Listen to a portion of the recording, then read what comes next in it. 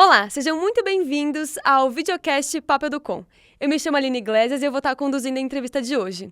No áudio nós temos o Richard Romancini e na câmera o André Portela. Esse projeto é uma realização PUB da Escola de Comunicações e Artes da USP e do curso de Licenciatura de Educomunicação. No programa de hoje nós vamos conversar sobre design de jogos e para isso nós temos o convidado Gustavo Alencar. Olá, boa tarde, Gustavo. Tudo bem, Aline? Tudo certo. Prazer Tudo bem com estar você? aqui. Tudo bem. Ótimo. Gustavo, eu vou pedir para você começar se apresentando um pouco, falando um pouco da sua formação, do seu processo na área de jogos. Boa. Bom, eu sou formado em design, né? Sou um designer bem generalista. E aí, boa parte do meu trabalho, a minha vida, foi destinada a criar jogos, principalmente pensando a questão política, né? Como é que a gente abre diálogos para que a gente use os jogos para abrir diálogos e construir pontes interessantes, né, na formação política de pessoas e cidades, escolas, do que a gente imaginar que a gente consiga trabalhar na mecânica, né? E assim, inicialmente, né, eu comecei a trabalhar com jogos praticamente no meu primeiro trabalho como designer. Então, eu fui estagiário num escritório de design que trabalhavam com jogos para recursos educacionais digitais.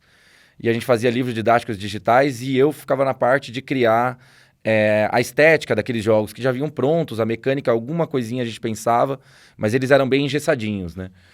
E aí, a partir de 2013, final de 2013, começo de 2014, eu já tô dentro do Lab Hacker. E aí já começa a minha trajetória pensando jogos e de N maneiras, assim. É muito interessante aí. Legal. Eu queria que você falasse um pouco sobre o Lab Hacker e sobre o projeto Fast Food, da qual você faz parte. Qual era o objetivo, como isso tudo começou? Boa. São várias intersecções que acontecem aí, né, no meio do caminho. Quando eu vou trabalhar no Lab Hacker, abre-se uma fresta na minha cabeça enorme e eu tenho contato com um monte de coisa que eu até então não tinha, né? Eu sou um jovem periférico, nascido e criado na Brasilândia, que é uma região muito pobre aqui da cidade de São Paulo, né? E eu, por sorte, acessei a educação, dá para dizer assim, né? Educação superior. E a partir dali, eu comecei a entender mais ou menos como as coisas funcionavam, né? E aí, no Lab Hacker, isso aí se expande, assim, demais, assim, muito, né? Que eu entro em contato com pessoas que já estavam criando muitas coisas há muito tempo. E lá dentro do Lab, né? Ele era um laboratório que ficava ali na região da Armênia. Ele já foi a Casa de Cultura Digital, na Santa Cecília. Depois ele se transforma em Lab Hacker, ele vai para a Armênia. E aí é quando eu começo a trabalhar lá com eles, né?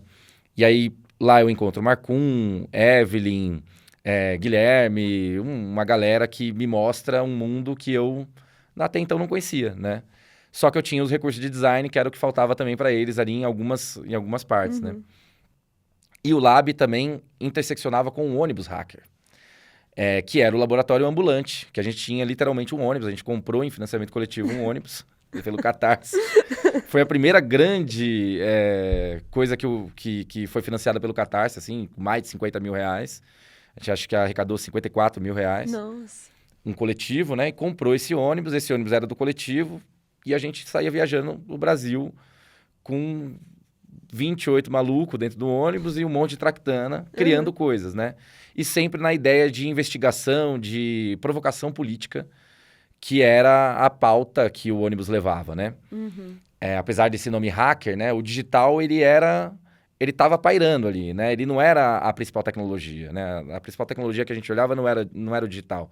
Eram as tecnologias das cidades, das pessoas, da ancestralidade daqueles locais que a gente andava. Então, muita coisa se nasceu dali. E o fast food da política é um dos filhos do ônibus hacker, assim, né? Então, numa viagem que a gente fez de 15 dias, tem um documentário gravado disso, depois eu também posso mandar. A gente fez uma viagem de 15 dias de São Paulo até Brasília, parando por alguns lugares. E aí, a primeira cidade que a gente parou foi uma cidade do lado de Araraquara, chamada Gavião Peixoto. No roteiro, a gente pensou, vamos para uma cidade muito pequena, uma cidade média e uma cidade grande, né? Então, o nosso roteiro era baseado nisso. Quando a gente chega em Gavião Peixoto, dentro da trupe que estava sendo levada pelo ônibus, estava a Júlia Carvalho. E a Júlia já tinha criado no TCC dela, ela também é designer, ela tinha criado um jogo no TCC dela, que era um jogo parecido com o Detetive, assim, era a mesma lógica do Detetive, só que com conceitos políticos.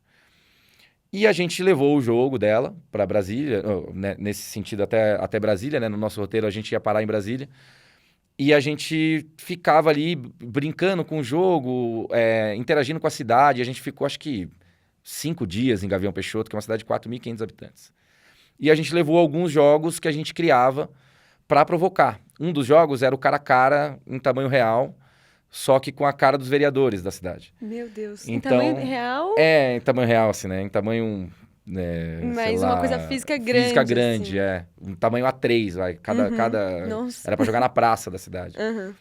Então, a gente tinha esse jogo... E aí, a Júlia começou a olhar e começou a me provocar. Gu, a gente precisava fazer um jogo tipo, rápido, que a gente pudesse jogar rápido com a galera. Que ele não precisasse ficar sentado aqui 2 horas, 1 hora, né? E aí ela falava assim, sabe, tipo uma coisa meio driving, meio fast food, assim, sabe? Que você vai, pega e vai embora. Você não fica ali muito pensando naquilo.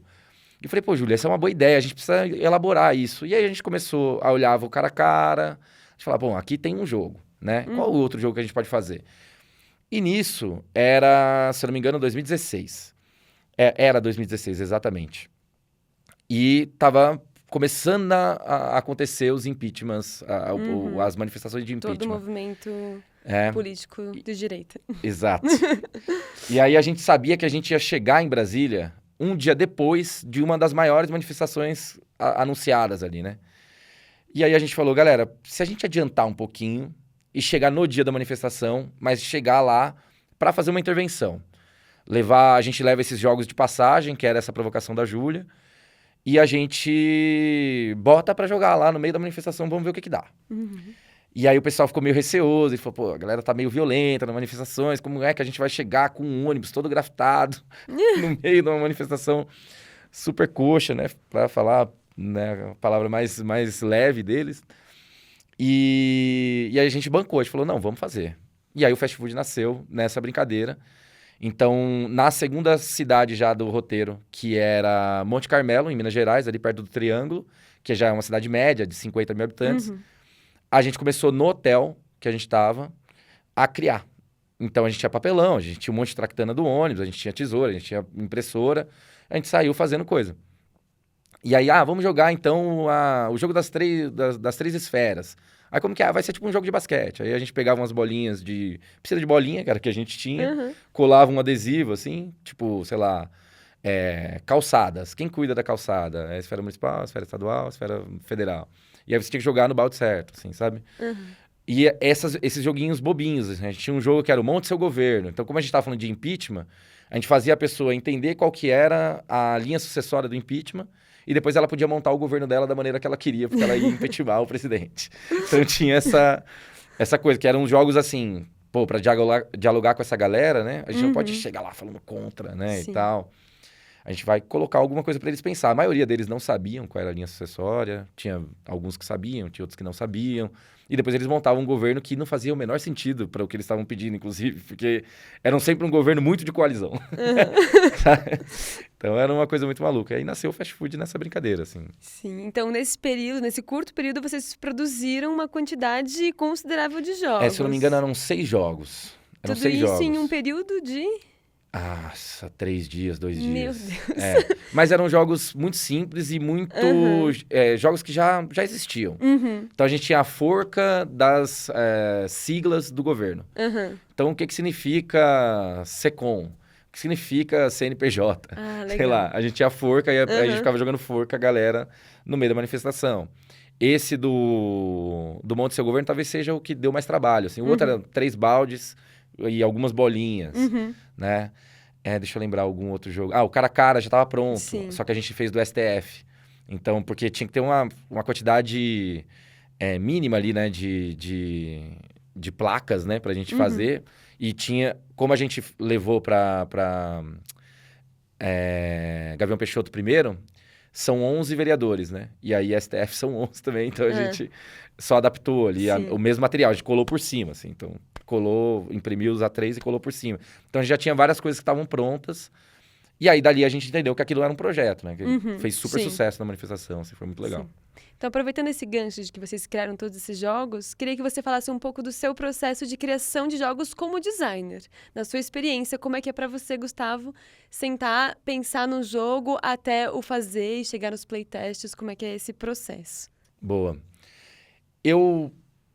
Assim, o design pra mim é uma coisa quase experimental, assim, né? Eu tenho alguns processos que eu vou seguir e a gente segue um roteiro, por exemplo, quando a gente tem um jogo encomendado, né? O jogo da saúde é um bom exemplo disso, né? O Lab Hacker recebeu uma proposta e falou assim, a gente precisa criar um jogo para explicar como funciona o Sistema Único de Saúde no Brasil. Foi simples. Isso vinha da Janssen, né? A Janssen, Johnson & Johnson, eles tinham um dinheiro lá e falou, olha, a gente precisa fazer isso. Caiu na gente. A gente começou a criar esse processo. Para mim, foi o processo mais estruturado que a gente criou de um jogo do qual eu participei, assim, né? Então, a gente começou com aulões do que era o SUS. Então, a gente chamava especialista, dentro da Verba, a gente chamava especialistas em SUS. Falava assim, como funciona? E a gente destrinchava ele tudo. Isso vem muito em conexão com a ética hacker, assim, né? Então, como funciona esse sistema? Para a gente entender como funciona o sistema como um todo, a gente vai separar cada parte desse sistema, vai tentar entender cada parte desse sistema e onde é que eles se conectam. A criação de um jogo é bem parecido com isso, né? Quando a gente conseguiu destrinchar uma ideia do que era uma secretaria de saúde, por exemplo, dentro de um município, a gente conseguiu elencar prioridades dentro do processo criativo para se construir um jogo. E aí a mecânica, os materiais e como é que a gente ia usar, isso tudo é experimentação e teste, experimentação e teste, experimentação e teste. Então, funciona com o tabuleiro, não funciona com o tabuleiro, vamos jogar só na mesa, vamos jogar só com carta, não precisa de ficha, não precisa de ficha, precisa de um dado, não precisa de um dado. E isso daí você vai experimentando no jogar, né? Não tem muito outro caminho para fazer. Você tem mecânicas que você vai buscar de outros jogos, você tem inspirações que você vai buscar de outras pessoas que fizeram coisas parecidas, mas, num geral, vai se construindo no processo mesmo. Então, a gente se reunia, sempre trabalhando em grupo, assim, muito dificilmente a gente criou um jogo que tinha uma cabeça pensando e algumas outras executando, assim, era todo mundo meio pensando junto. E a gente direto tava com as cartas, com mockups mesmo, assim, nada muito pronto, sempre muito meio tosco até. E a gente colocava na mesa e falava, joga assim, assim, assim, assado e tal. Quando a gente entendeu que tinha um jogo, falou, bom, temos um jogo aqui. Vamos chamar uma galera para testar. E aí a gente fazia playtest valendo, assim, né? Então a gente fez alguns playtests até a gente chegar no produto final. E aí depois é só refine, né? Então vamos refinando para chegar esteticamente onde a gente quer. Quais são os recursos que a gente tem de estética para colocar em jogo. Quais são os materiais que a gente pode usar, os que a gente não pode usar, os que a gente quer, os que a gente não quer usar. Como que isso pode impactar cada vez menos o meio ambiente, por exemplo. Então, tudo isso é pensado no meio do processo. E aí, isso é o design mais cru da palavra, assim, né? Então, dentro desse processo, o processo de testes, de playtests, é muito importante, né? Então, como é que funciona esse processo do playtest? Você sabe mais ou menos, em média, quantos acontecem? Como é que você angaria essas pessoas? Que pessoas são essas que vocês procuram para fazer esses testes? Ótimo. No jogo da saúde também, o fast food também funcionou assim durante um tempo. A gente tem uma rede de amigos que a gente sabe que gosta de jogar, mas geralmente a gente usa pouco eles ou usa quando está muito necessitado. No jogo da saúde, especificamente, a gente elencou pessoas com características para entender esse jogo, assim. Então, a gente queria um médico, a gente queria um enfermeiro, a gente queria uma pessoa que trabalhava no hospital, seja ela qualquer função que ela fizesse. A gente queria uma pessoa do governo, a gente queria uma pessoa do jogo, a gente queria uma pessoa, sabe? A gente elencou características e aí a gente convidava essas pessoas. Olha, estamos fazendo isso assim, assim, assado, vai ter a gente promete diversão e comida. E aí a gente juntava essa galera, né? No final das contas era muito interessante, porque no playtest várias pessoas não se conheciam. Então, você tinha ali uma pessoa que estava com um projeto paralelo lá do trabalho dela, que aquele outro podia ajudar. Então, o playtest também funcionava como uma rede mesmo, assim, de você conhecer. Mas a gente fazia uma pré-seleção dessas características. As pessoas que viessem, tanto faz. Né? Então, não precisa ser um médico mega especializado, precisa ser um médico, né? Então, você tem ali um jogo. E depois a gente trazia os amigos também. Jogava entre amigos, né? E ficava ali discutindo. Aí já era uma coisa mais cabeçuda, mais nerd de quem gosta de jogar, né? Então, são playtests que têm funções diferentes, assim. Sim, e depois vai refinando, E né, com depois as pessoas que... A gente fez, no Jogo da Saúde, se eu não me engano, a gente fez 4. 4. 4 grandes playtests. Sim. Fora os pequenos que a gente... Entre vocês, né? Que a gente ficava ali o tempo Sim. todo. O tempo todo jogando o próprio exato. jogo, sim. E quando a gente fala da criação e da produção de jogos educativos, jogos que têm, né, esse intuito de ensinar alguma coisa, quais são os elementos do design, tanto da mecânica quanto no elemento estético, que a gente tem que tomar um certo cuidado, que tem que dar uma atenção extra? Boa, isso é uma boa questão, eu acho, Aline, porque eu nem acredito muito, assim, que esse é o melhor tipo, essa é a melhor maneira de se educar através do jogo, né? Porque quando você vai ter uma lógica bem utilitarista, assim, do jogo, né? Vamos utilizar esse jogo para aprender matemática. Geralmente ele não vai dar muito certo, assim. Ele vai... Ou ele pode até dar certo, pode atingir o objetivo. Mas ele vai cair naquela coisa do...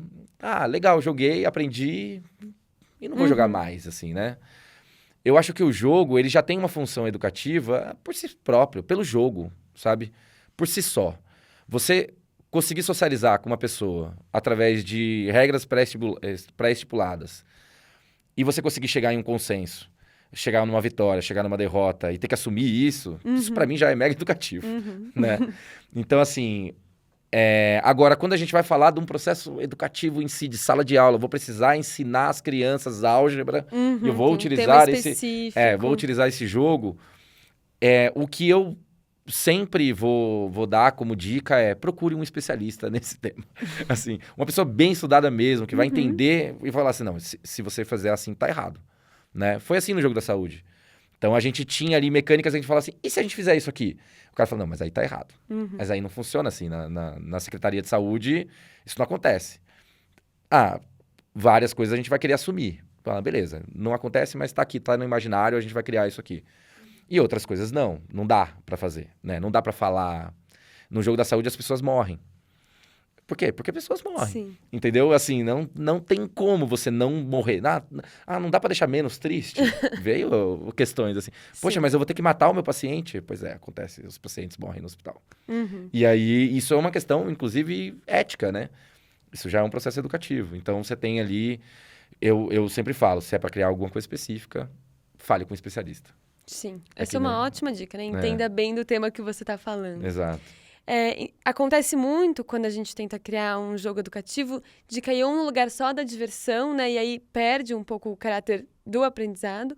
Ou fica muito com cara de atividade, pouco com cara de jogo, né? Fica muito conteudista.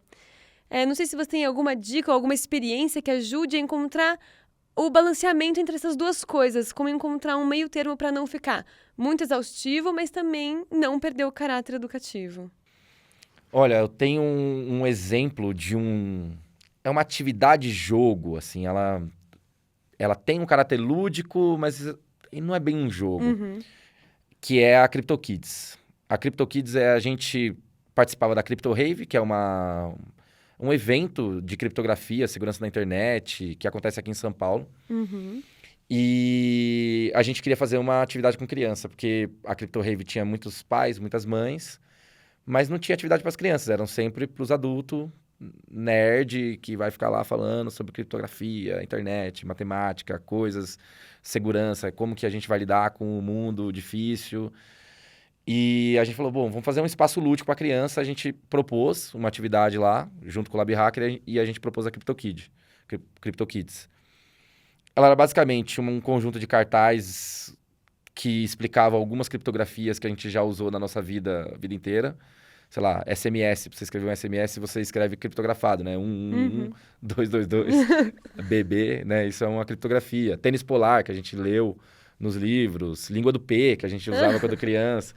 Então, a gente usou essas criptografias mais simples e até algumas mais complexas, tipo o código Morse, e colocou numa atividade de caça ao tesouro, assim. Então, as crianças tinham dicas que elas pegavam criptografadas, elas tinham que descriptografar para achar a próxima dica e buscar. Era divertidíssimo. Mas era muito complexo para as crianças, dependendo da idade delas, dependendo do tipo de criança. Uma coisa foi jogar na Crypto Rave, foi sucesso. Outra coisa foi quando a gente foi jogar na Favela da Maré. Sim. Já foi diferente, porque as Sim. crianças tinham dificuldade de leitura. Outras vivências, né? Outras vivências, né? Então, assim, a dica que eu dou é entenda onde é que você vai aplicar. E dependendo de onde for que você vai aplicar, mude as regras também, assim, sabe? Adapte. O jogo, ele não pode ser uma coisa dura. Ele não pode ser uma coisa que ele vai entregar aquilo e pronto. Se você não puder pegar esse jogo, sei lá, tem um cara que fez isso com o Jogo da Velha, né? O Jogo da Velha é um jogo meio tosco, porque ele pode dar empate. Normalmente dá. Ele chama Velha, inclusive por isso. E aí teve um cara, eu não vou lembrar o nome dele agora, que ele meio que adaptou pra nunca dar empate, pra você ter outras soluções. E assim, ele é um jogo que parece ser um jogo que já tá pronto, duro na nossa cabeça. Nunca vamos mudar o Jogo da Velha. Mas teve alguém que mudou. Eu acho que se o jogo tem essa característica, se ele pode fazer isso, ele já cumpriu com a função dele. E a ideia é que o jogador entenda como é que ele pode fazer esses hackings, né? Como é que ele pode adaptar esse jogo para que ele fique mais divertido, para que ele fique mais adaptado, né? A CryptoKitties foi jogada numa universidade em Lisboa, se não me engano. Em Portugal, com certeza, né? Virou Criptomiúdos, eu achei muito bom. E eles mudaram as mecânicas, algumas coisas e tal. Então, assim, isso é bastante interessante. Acho que a minha dica principal para isso é crie conteúdos abertos. Creative Commons, a gente vai ter que falar de licença, né? Se você está pautado a criar um processo, um jogo que vai entrar num processo de mudança, né? Seja ele qual for, eu acho que é importante que ele seja aberto, que as pessoas possam pegar, usar, mudar, alterar, trocar o logo, trocar o nome, fazer o que eles quiserem, né? Para mim é muito importante esse processo, assim, tudo que eu faço é Creative Commons. Por isso que eu cheguei aqui falando para vocês, olha, depois eu mando o link para vocês imprimir, porque não tem esse apego com isso. Se vocês quiserem mudar, vocês mudam. Se quiser mudar o nome, vocês mudam. Esse apego com a autoria. Exato, também, a né? autoria, às vezes, ela pega um pouco, assim, né? Eu acho que isso também é uma dica importante. Também tem uma outra questão, quando a gente fala de jogos educativos, principalmente no tema em que você trabalha e trabalhou, que é a questão quando a gente tem um tema muito polêmico. Quando o Guilherme veio aqui, a gente conversou um pouco sobre a questão da reatância, né? Que é essa questão de que você apresenta um jogo que tem uma certa temática e a pessoa já se fecha porque é uma temática que não agrada a ela. Né? Eu nem imagino como foi assustadora também a experiência de ter levado jogos de questões políticas para uma manifestação de direita. Então, o que a gente tem que pensar quando a gente está fazendo um jogo com uma temática forte, polêmica, para que ela também acesse o outro lado, né? Porque não adianta fazer só para bolha. Sim. Olha, o fast food foi a maior experiência que eu tive disso, assim. Sim. Eu falo, se eu não gastei meu réu primário ali, eu não gasto mais. Brincadeira. Assim, quando a gente volta para São Paulo com fast food, a gente chega no lab, trabalha algumas coisas ali nos jogos, cria umas outras dinâmicas, abre um Catarse para financiar, e a gente tinha uma Kombi, a gente colocava ele dentro da Kombi e manifestação. E a gente falou, vamos testar na manifestação de direita, que a gente testou lá em Brasília. Teve uma outra de direita que a gente testou aqui em São Paulo, e logo em seguida teve a de esquerda. A gente jogou nos dois, assim. É muito diferente, mesmo, assim. É muito diferente. Assim, é abissal a diferença, assim, na minha concepção, né? Quando a gente foi jogar, por exemplo, o fast food na manifestação aqui na Paulista, a gente tinha um tapete de twister, sabe twister? A gente fazia o twister da política. Isso era um tapete que eu tinha lá atrás, que eu fiz o Twister das Artes. Então era, no vez de você falar mão direita no amarelo, você fala mão direita no Van Gogh. Era só isso, assim, sabe? Bem simples, adaptado.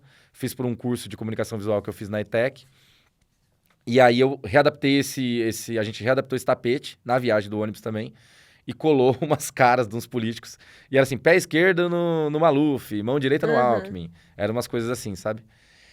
E a gente jogava isso na Paulista. Então, você imagina, 4 pessoas se entrelaçando e não sei o que lá e tal. Quando a gente abriu o tapete na Paulista, na manifestação pró-impeachment, as pessoas pisavam nos políticos, assim. Então, não foi bem Eles recebido. queriam rasurar. O cara a cara do STF, eles rasgaram. Assim. Era uma coisa bem violenta com a figura, né, do político que estava ali. E a gente tava ali para mediar isso, né? Então, assim, a gente tava num processo de falar, olha, calma, sabe? Vamos jogar para você entender só qual é a lógica, né? E uma coisa muito interessante também é que os jogos do fast food era tão simples, tão simples, tão simples, que você ficava envergonhado de não saber. Era, para mim, a principal ferramenta do fast food. Entendi. Era a vergonha de você não saber quem é que cuida da calçada na sua cidade. Entendeu? Assim, Sim. e vários não sabiam. Quem é que cuida do metrô? Assim, muita gente não sabe. Muita gente. E aí, quando eles se deparam com a falta de conhecimento, eles abrem diálogo. Então, você tem esse mecanismo do fast food, para mim, era o mecanismo mais rico que ele tinha. Era o mecanismo de abertura de diálogo. E a gente conseguiu fazer isso com todos os públicos que você imaginar. Qualquer um. Que a gente conseguiu chegar, a gente abriu o diálogo. E abriu o diálogo, assim, sabe, que eu acho consciente, diálogos interessantes. Sim. Por mais que eu concordasse e discordasse, eram diálogos interessantes, né? Sim. Acho que tem isso, para mim, essa é a principal ferramenta que eu usei até hoje, a principal experiência que eu tenho de abertura de diálogo é o fast food. E que chegou, né, do outro lado. Chegou. Talvez não tenha mudado todo mundo, mas chegou o diálogo. Exato. A gente não tá, eu acho que não tá produzindo nada, eu pelo menos não faço nada para tentar mudar o mundo. Assim, não tem essa prepotência, Sim. né? Eu tenho a vontade de experimentar as reações, as experiências.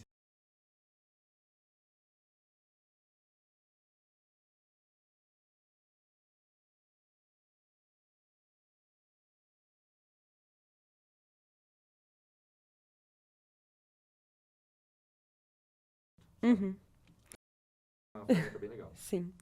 E, Gustavo, a gente está chegando no fim da nossa conversa. Eu queria que, se você quisesse usar o espaço para falar, para os educadores, para os entusiastas de jogos que querem começar nesse trabalho de produção, por onde começar, quais são as dicas, como eu posso começar a pensar num jogo, nas temáticas, como é que eu me arranjo para começar a pensar nas mecânicas? Sim. Muito bom. Isso, você me falando, me veio na cabeça, assim, uma coisa até meio psicanalítica, assim. Da minha infância lá na Brasilândia, tinha uma vielinha que tinha uma mesa de concreto e alguém colocou um tabuleiro nessa mesa de concreto. Eu acho que era uma prática meio padrão, assim, de praças e coisas e tal. E eu lembro que a gente ficava, eu e meus amigos, criança mesmo assim, pegando tampinhas de guaranás e cocas, coisas diferentes, pra gente jogar dama, por exemplo. A criação de um jogo é muito mais simples do que ele parece ser. É que às vezes a gente pretende criar um grande jogo que vai ser a mudança na cabeça daquela criança, daquele adolescente, e ele não precisa disso, assim, ele precisa talvez experimentar o jogo, né? Então, criar qualquer coisa a partir das regras que ele estabeleça, com autonomia, já é a principal função que um educador pode ter quando ele está falando de jogo, por exemplo, né? Então, assim, se ele está na escola, o que ele tem na escola? Ele tem tesoura, ele tem, sei lá, cartolina, ele tem... Vamos pensar alguma coisa sobre isso, vamos olhar jogos do passado que foram criados com semente e terra. Assim, não é possível que a gente, com os recursos que a gente tem hoje, a gente não consegue criar nada ou adaptar nada a ponto da gente conseguir usar em sala de aula. Assim, é bem triste que isso caia sobre o professor, né? Ele tem a responsabilidade de levar os materiais. A gente está falando num nível de escola pública, né? Mas a nível de política pública, seria muito interessante a gente ter um olhar para o jogo como uma ferramenta. O Japão faz isso, né? Você não abre uma escola infantil no Japão sem ter os brinquedos tradicionais do Japão. Né? Precisa estar ali, porque ela vai experimentar e ela vai criar outra coisa. Pode ter certeza. Se jogar na mão de uma criança, ela vai criar outra coisa com o jogo que, mesmo que ela vire de cabeça para baixo e não faça nenhum sentido, ela vai criar alguma coisa. É muito parte da experiência lúdica, é você deixar aberto as coisas, assim, para que eles possam imaginar. Eu acho que é a parte mais importante. Tá certo. Gustavo, eu queria que você contasse onde a gente pode te encontrar, onde a gente pode encontrar as produções da qual você participou, dos jogos. Boa. Olha, a maioria das coisas que eu fiz estão com o pessoal do Lab Hacker, né? Então, a gente tem alguns canais ali, tem o site do Lab Hacker, se não me engano, é labhacker.org.br. O Fast Food da Política já saiu do ar, né? A gente tirou ele do ar. Não teve continuidade o projeto, porque faltava mão mesmo, assim, mas ele ganhou prêmios e tem muita produção do fast food. E aí vocês podem me achar, por exemplo, no Instagram. Eu acho que é a ferramenta mais fácil para vocês me achar. É @alencargu, né? Se me pedirem lá, eu dou um jeito de mandarem para vocês os links para vocês baixarem, onde que tem, quem é que tem jogo para vender, sempre tem alguma coisa. Pelo Lab Hacker também, então a gente tem o jogo da política, o jogo da saúde, ele existe, a gente não sabe ainda como é que o que a gente vai fazer com ele, porque ele ainda é uma ferramenta que a gente não experimentou bastante, a gente não tem quantidade dele também. Ainda não saiu pra... Ele saiu, ele existe, tem uma lá na mão da Janssen, tem uma na nossa mão, mas a gente nunca fez nenhum projeto com ele a partir dali, né? Porque depois o Lab mudou, né? Então a gente saiu da nossa sede, mudou a lógica do Lab e a gente nunca mais aplicou isso, mas a gente tem muita vontade. Então, assim, me achando, eu consigo dar os caminhos, né? De onde a gente acha todos esses mecanismos. E eu tô nas redes e nas ruas, assim. Vai me achar em vários lugares, porque eu sou da cidade mesmo. Assim. Tá certo. Queria muito te agradecer, Gustavo, por ter vindo aqui, por essa conversa maravilhosa. Nós do projeto, nós temos um presente para você. Aqui, muito do nosso curso de Educomunicação. Legal. Esse foi o episódio de hoje. Muito obrigada por terem assistido. Muito obrigada, Gustavo. Essa conversa foi maravilhosa, muito rica. Acompanhe os próximos episódios e tchau.